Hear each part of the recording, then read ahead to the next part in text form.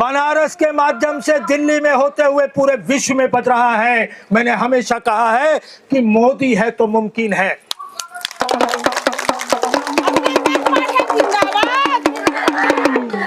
अभिनंदन पाठक जिंदाबाद।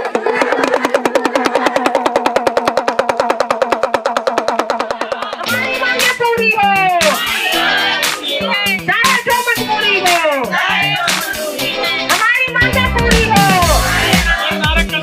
चाहे जो मजबूरी हो, आप बेकारी नहीं करेंगे, आप बेकारी नहीं करेंगे।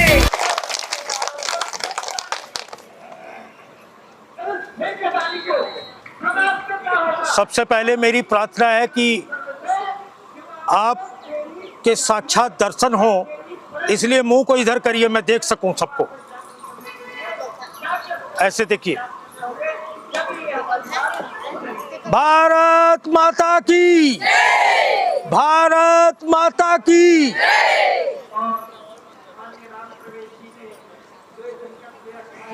सबसे पहले तो मैं दिल्ली पुलिस का धन्यवाद करूंगा, जिन्होंने मेरे प्रार्थना पत्र पर विचार कर वंचितों की, शोषितों की और अवतार पुरुष भक्त की बात को जंतर मंतर से उठाने के लिए हमें परमिशन दी। हम उनके आभारी हैं, उनका धन्यवाद करते हैं।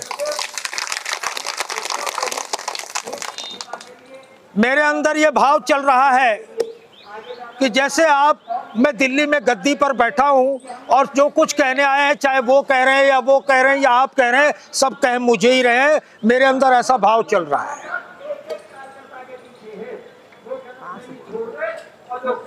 मैं अपनी बात को शुरू करूं, इससे पहले मैं ये बताना चाहूंगा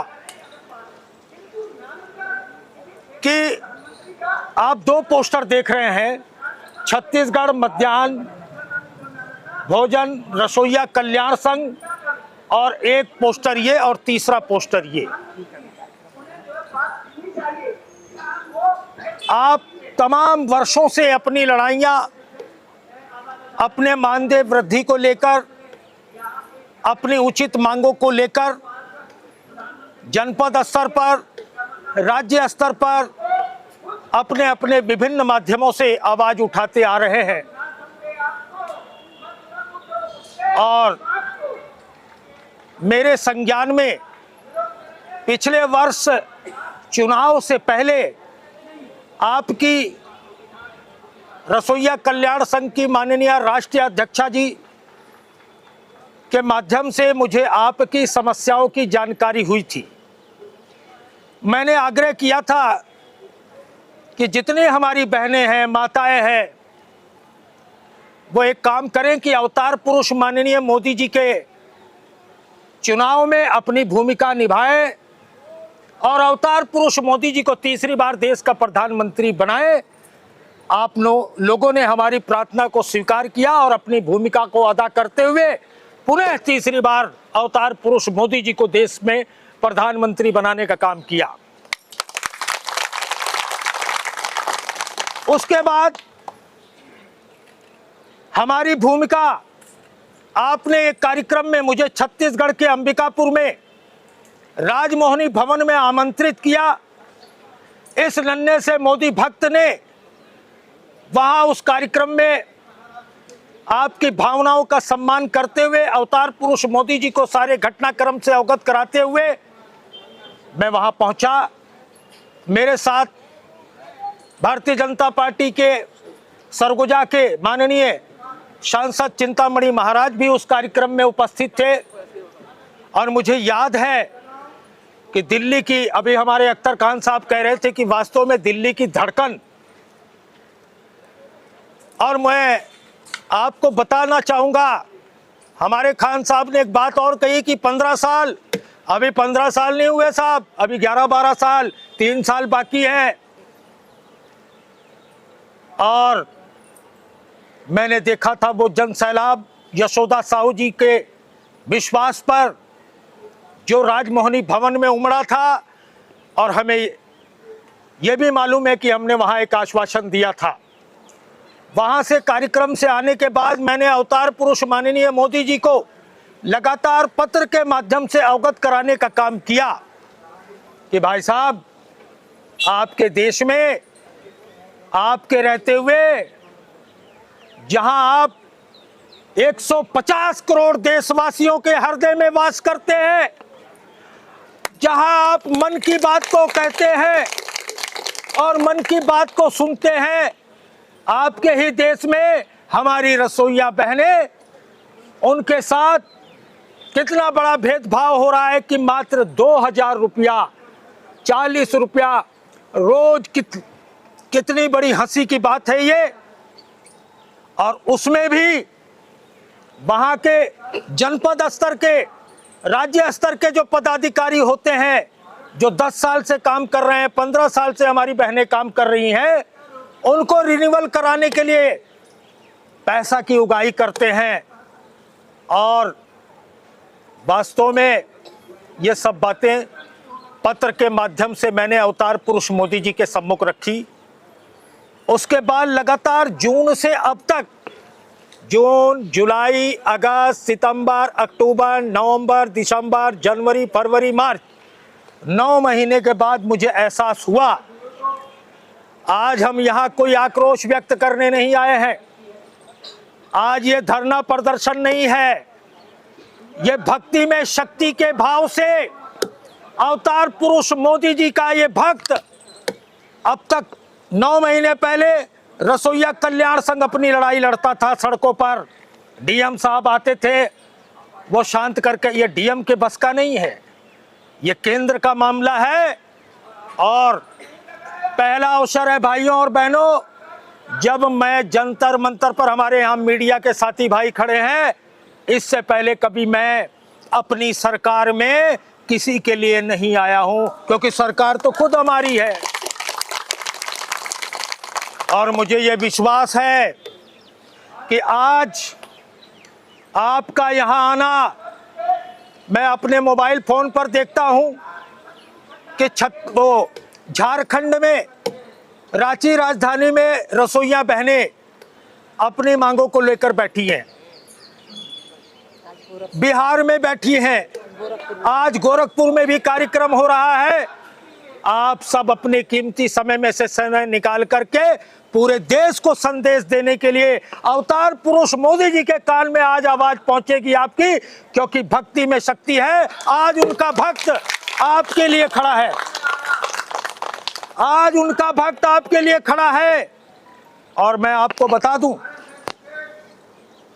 कि मोदी जी बहुत विशाल हृदय हैं, हम तो देश के वासी हैं, विश्व उन पर उम्मीद लगाए हुए है, चाहे यूक्रेन हो, चाहे पाकिस्तान हो, चाहे कोई चीन हो, आज अमेरिका हो, सबका ध्यान अवतार पुरुष माननीय मोदी जी की तरफ है, क्योंकि मोदी है तो मुमकिन है, क्योंकि मोदी है तो मुमकिन है। भाइयों और बहनों, में एक बात और आपको बताना चाहूंगा,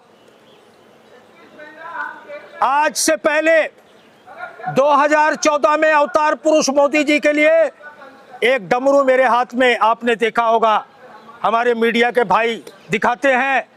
2019 में भोले बाबा का वो डमरू, 2024 में भोले बाबा का वो डमरू, और आज अवतार पुरुष के देश में, माननीय मोदी जी के देश में, आज उनका भक्त आप बहनों की मांग के लिए वो डमरू फिर बजाएगा जंतर मंतर से। और मेरे साथ मेरी बहनें एक बात गुनगुनाएंगी, भाव से गाइएगा। मैं आपको वादा करता हूं 60 दिन के अंदर आपको, मुझे पूरा विश्वास है, अवतार पुरुष मोदी जी के माध्यम से हमने लिखा है कि 2005 से अब तक का जो अंतर बकाया मानदेय का भुगतान करने की गुहार हम लगाते हैं। हमारी रसोइया बहनों का जो 2005 से अब तक का जितना बकाया है उसका हम मांग करते हैं। और परिषदीय विद्यालयों में कार्यरत रसोइयाओं का मातृत्व अवकाश, मेडिकल की सुविधा तथा आकस्मिक अवकाश भी उपलब्ध कराए जाने की हम गुहार लगाते हैं। इसके साथ ही हमने ये भी लिखा है मोदी जी को कि उम्र के आधार पर कार्यरत रसोइयाओं के निष्कासन पर 10 लाख रुपया की ग्रेजुएटी और नगद राशि का भुगतान करने की कृपा करें, ये भी हम गुहार लगाते हैं। इसके साथ ही हमने आपकी पीड़ा को अपने पत्र के माध्यम से पहुंचाने का काम किया कि हमारी बहनों से 11 महीने का काम लिया जाता है और मानदेय मात्र 10 महीने का दिया जाता है। इस भेदभाव को समाप्त किया जाए। दुनिया की कोई ताकत नहीं कि मोदी जी को यह पता चले और आपके साथ कोई अन्याय कर सके, मैं आपको विश्वास दिलाता हूं। इसके साथ ही मैंने यह भी लिखा कि हमारे जो बहनें सेवानिवृत्त हो जाती हैं, सेवानिवृत्ति के बाद कम से कम हर परिवार को 10 लाख रुपया दिया जाए, 10 लाख रुपया दिया जाए। मासिक पेंशन के रूप में उन्हें सहयोग किया जाए, ये सब लिखा है। अभी थोड़ी देर पहले हम इस पत्र के माध्यम से अवतार पुरुष मोदी जी के पास ये शाम तक पत्र पहुंच जाएगा आपके माध्यम से। और भाइयों और बहनों, ये कोई भाषण का विषय नहीं है, कोई राजनीति का विषय नहीं है, ये बहुत बड़ी पीड़ा है। और मैं आपको ये बताता हूँ कि आज तक जो रसोइया बहनों के लिए जो मांगे, जो लड़ाई लड़ रहे हैं, वो व्यक्तिगत अपनी राजनीति का इस्तेमाल अपने कद और पद और धन को बढ़ाने के लिए कर रहे हैं। अगर आपकी कोई वास्तविक लड़ाई लड़ रहा है तो मेरे बगल में खड़ी ये देवी स्वरूप, कर्मठ, जुझारू, संघर्षशील यशोदा साहू और मेरे बगल में खड़े हमारे भाई अख्तर खान लड़ रहे हैं। अब वो दिन दूर नहीं है जब आपकी बात को ना सुना जाए।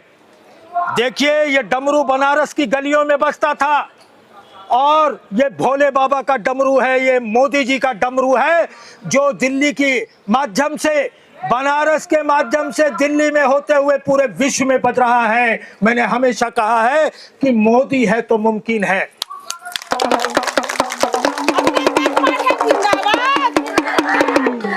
अभिनंदन पाठक जिंदाबाद।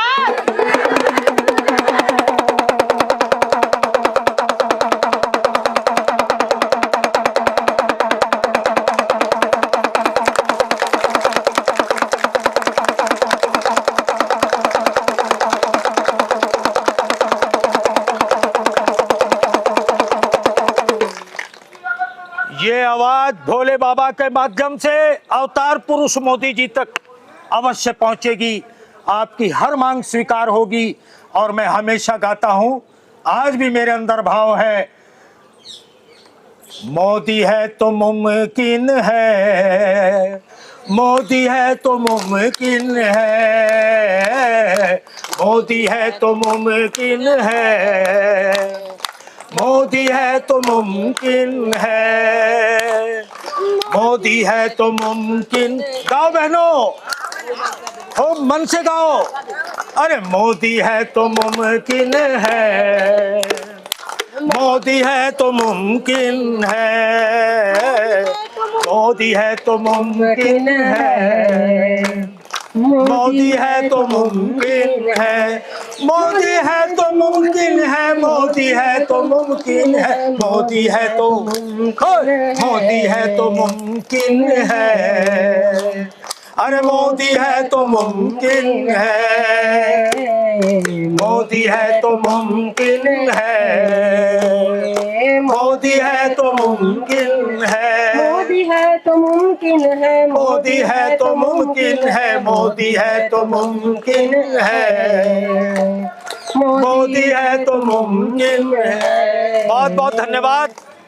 ये भक्तों का, मैंने कहा है भक्त और भगवान में अंतर नहीं होता, और जब भक्त जिद करता है तो भगवान को सुनना पड़ता है। हम मोदी जी को अवतार मानते हैं और मोदी जी अवतार पुरुष हैं। मेरा कलम कहाँ गिर गया? इसके साथ ही बहनों, आप बड़े आस और विश्वास के साथ आई हैं। मुझे मालूम है कि 2 दिन से आपने कोई 2000 किलोमीटर से, कोई 1500 किलोमीटर से आप यहाँ पहुँची। यात्रा में परेशानी भी हुई, कठिनाई भी हुई। उसके लिए आपका जो त्याग है वो बेकार नहीं जाएगा। 60 दिनों के अंदर अभिनंदन पाठक जिंदाबाद। इसके साथ ही मैं एक और आपसे वादा करता हूं, 60 दिन के अंदर यदि इस भक्त की बात अवतार पुरुष माननीय मोदी जी ने नहीं सुनी तो 10 मई से मैं उपवास करने के लिए उनका भक्त इसी जंतर मंतर पर आप लोगों के लिए बैठने का काम करेगा। भूख हड़ताल पर बैठूंगा, मोदी जी के घर के दरवाजे के बाहर बैठ जाऊंगा कि माननीय मोदी जी, मेरी बहनों को, मातृ शक्तियों को, देश की रसोइयों को मान दीजिए, सम्मान दीजिए, इनका मानदेय बढ़ाइए। बस मैं इतना ही कह सकता हूं, क्योंकि भक्त और भगवान में अंतर नहीं है। मोदी है तो मुमकिन है। केवल 60 दिन इंतजार करिए। जहां आपने 20 साल इंतजार किया, 15 किया, 10 साल किया, 60 दिन का समय मैं देता हूं। हमारे मीडिया के साथी भाई खड़े हैं, इनका आशीर्वाद हमेशा रहा है। 60 दिन के बाद यदि 61वें दिन में आपकी मांग स्वीकार नहीं हुई तो मीडिया के माध्यम से आपको जानकारी होगी कि अवतार पुरुष मोदी जी का ये भक्त आप लोगों के लिए जंतर मंतर पर भूख हड़ताल पर बैठ गया है। इतनी बात मैं कह सकता हूं। मैं एक बार पुणे प्रशासन का, दिल्ली पुलिस का आभार व्यक्त करता हूं कि उन्होंने हमें आप लोगों की बात को मीडिया के माध्यम से देश, हमारे अख्तर खान साहब ने कहा ये जो है ये हृदय है यहाँ का, देश का। यही वो जगह है जहां अन्ना हजारे बैठे थे लोकपाल को लेकर। केजरीवाल जी बगल में बैठ गए थे। मन में उनके क्या भाव था तो उनको क्या परिणाम दिल्ली की जनता ने दिया। और आज तो हम गर्व करते हैं कि दिल्ली में भी हम हैं, राजधानी में भी हम हैं, और देश में भी हम हैं, और पूरे विश्व में भी हम हैं। इसलिए आप विश्वास बना के जाइए, 60 दिन के अंदर आपकी मांगे पूरी होने का काम होगा। 61वें दिन यदि आपकी मांग स्वीकार नहीं होती तो मैं माननीय मोदी जी का भक्त आपके लिए यहां उपवास करने का काम, जब तक मांगे पूरी नहीं होंगी तब तक मैं यहां पर भूख हड़ताल पर बैठ जाऊंगा। अब रसोइया संघ अकेला नहीं है। आपकी बातों को रखने के लिए भारतीय नमो सेवा दल आपके साथ है। और आज के इस कार्यक्रम को पूरा देश, पूरी दिल्ली, पूरा देश, पूरा विश्व देखने का काम करेगा। भारत माता की जय। मोदी जी अवतार है, जी अवतार है, मोदी जी अवतार है। मोदी जी अवतार है। बहुत बहुत धन्यवाद। अभिनंदन पाठक जी जिंदाबाद। हमें 2 बजे तक का समय दिया गया था। हम अनुशासन के सिपाही हैं। अपनी बात को यशोदा साहू जी, अख्तर खान साहब रखने का काम करेंगे। मैं अपनी वाणी को यहीं विराम देता हूं।